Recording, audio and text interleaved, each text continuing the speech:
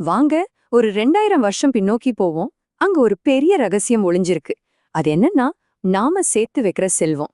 அது எப்படி ஒரு கட்டத்துல அர்த்தமே இல்லாம போகும்னு சொல்ற ஒரு பழங்காலத்து எச்சரிக்கை. ஒரு நிமிஷம் யோசிச்சு பாருங்களேன்.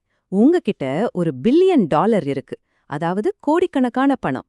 ஆனா உண்மையில உங்ககிட்ட எதுவுமே இல்லைன்னு சொன்னா நம்புவீங்களா? ஆமா, இந்த ஒரு விசித்திரமான கேள்விதான் நாம இன்னைக்கு பார்க்க போற முழு விஷயத்தோட மையப்புள்ளியே. இந்த கேள்விக்கு பதில் எங்க இருக்கு தெரியுமா? 2000 வருஷத்துக்கு முன்னாடி எழுதப்பட்ட நம்ம திருக்குறள்ல. அப்பவே இந்த கேள்விய ரொம்ப ஆழமா அலசி ஆராய்ஞ்சிருக்காங்க.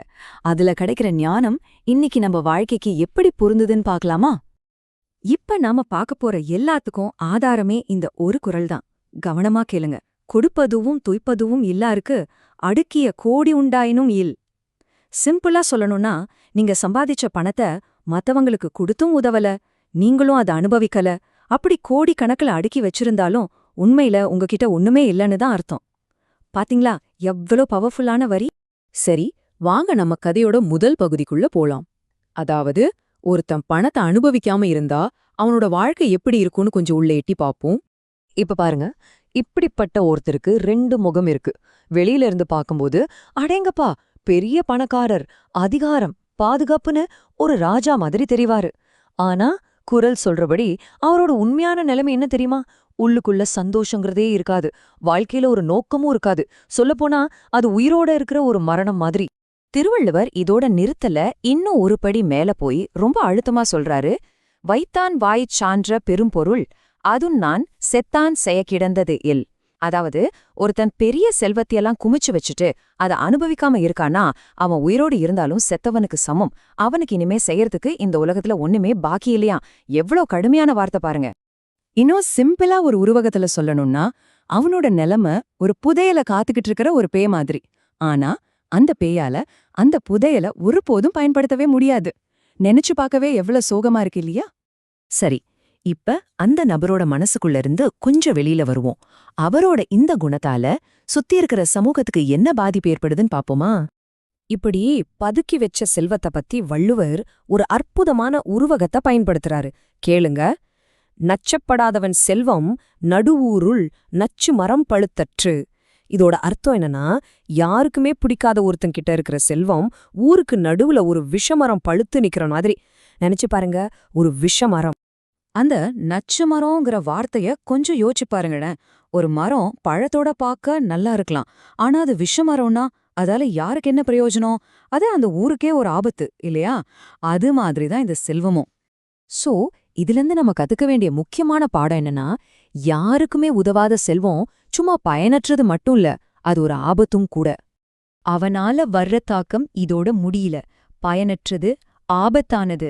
இதுக்கும் மேல சமூகம் அவனை எப்படி பார்க்குதுன்னு இப்ப தெரிஞ்சுக்கலாம். இந்த குறள்ல பாருங்க, எந்த ஒளிவு மறைவும் இல்லாம வள்ளுவர் நேரடியாவே சொல்றாரு. ஈட்டம் இவரி இசை வேண்டா ஆடவர் தோற்றம் நிலக்குப் புரை. இதோட அர்த்தம் தெரிஞ்சா அசந்துடுவீங்க. அதாவது, பணத்தை மட்டும் சேர்த்து வச்சுக்கிட்டு யாருக்கும் கொடுத்து உதவாம எந்த புகழையும் தேடாத ஒருத்தன் இருக்கானே, அவன் இந்த பூமிக்கே ஒரு பாரமா. அப்பப்பா, என்ன ஒரு நேரடியான தாக்குதல். இன்னொரு பவர்ஃபுல்லான உருவகம் வருது பாருங்க. அற்றார்க்கு ஒன்று ஆற்றாதான் செல்வம் மிக நலம் பெற்றாள் தமிழ் மூத் தற்று.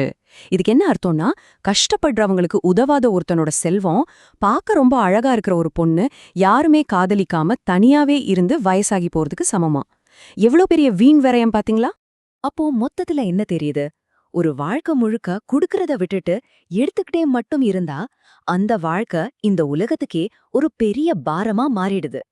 சரி, இப்ப நாம கதையோட கடைசி கட்டத்துக்கு வந்தாச்சு. இவ்ளோ கஷ்டப்பட்டு பதுக்கி வச்ச அந்த செல்வத்துக்கு கடைசியில என்னதான் கதியாகுதுன்னு பார்க்கலாமா? அதுக்கு முன்னாடி ஒரு கேள்வி. மரபுரிமைன்னு சொல்றோமே, இங்கிலீஷ்ல லெகசின்னு சொல்வாங்களே, அப்படின்னா என்ன? ஒரு மனுஷன் இந்த உலகத்தை விட்டு போகும்போது அவன் பின்னாடி விட்டுட்டு போற விஷயம் என்னவா இருக்கும்? இப்படி பதுக்கி வச்ச செல்வத்தோட சோகமான வாழ்க்கை வட்டம் எப்படி இருக்கு தெரியுமா? 3 ஸ்டெப்ஸ் தான். முதல்ல, எந்த அன்புமே இல்லாம அந்த பணம் சேர்க்கப்படுது. 2வது, எந்த ஒரு நோக்கமும் இல்லாம அத பூட்டி பாதுகாக்கறாங்க.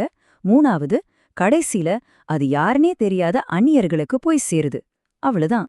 இத பத்தி வள்ளுவர் மனச உருக்குற மாதிரி ஒரு கேள்விய கேக்குறாரு. அது அந்த கஞ்சனோட வாழ்க்கையோட மொத்த வெறுமையையும் படம் பிடிச்சு காட்டுது. எச்சமென்று என்னென்னும் கொல்லோ ஒருவரால் நச்சப்படாத வன். சிம்பிளா சொன்னா, யாருமே விரும்பாத அந்த மனுஷன் தனக்கு பின்னாடி என்னத்த விட்டுட்டு போறதா நினைச்சுக்கிட்டு இருக்கான். நெஞ்ச தொடுற கேள்வி இல்ல? அப்போ குறள்படி உண்மையான செல்வம்னா என்ன? அது ஒரு இடத்துல தேங்கி கிடக்கிற விஷயம் இல்ல. அது ஒரு ஓடுகிற நதி மாதிரி. அது பாயணும், மத்தவங்கள இணைக்கணும், ஒரு சமுதாயத்தோட நல்ல வாழ்க்கைக்கு உதவணும். அதுதான் உண்மையான செல்வம். பாருங்க, இந்த ஞானம் சொல்லி கிட்டத்தட்ட 2000 வருஷம் ஆச்சு. ஆனா இன்னிக்கும் இது ஒரு துளி கூட மாறாம எவ்ளோ உண்மையா இருக்கு. சரி, இந்த கேள்வியோட உங்களை விட்டுட்டு போறேன். இன்னைக்கு இருக்கிற இந்த உலகத்துல உங்களுக்கு உண்மையான செல்வம்னா என்னன்னு நீங்க நினைக்கிறீங்க? கொஞ்சம் யோசிச்சு பாருங்க.